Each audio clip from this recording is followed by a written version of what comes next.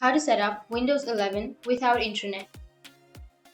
So if you want to set up the Windows 11 without internet, like if you're facing a problem of let's connect you to a network, and if you don't want and if you want to skip that part, then what you need to do is you just need to simply open up the command prompt. So to enter the command prompt, you just need to press Shift plus F10 on your computer or your PC.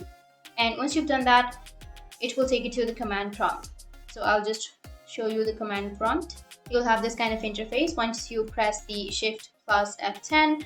And once you're here on the command prompt, you need to enter a command, which is OOBE / and then bypass NRO. And after entering the command, you just need to simply hit the enter. Once you hit the enter, it will restart your computer. After successful execution, the system will restart, and once you've restarted, you can follow the steps. And after following the steps or after simply proceeding, you will get to an interface which is let's connect to your PC. And under that, on the bottom, you will have I don't have internet.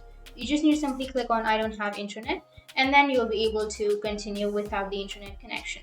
So that's how you can bypass or set up your Windows 11 without the internet connection. And if you have any questions, feel free to comment below. Thanks for watching.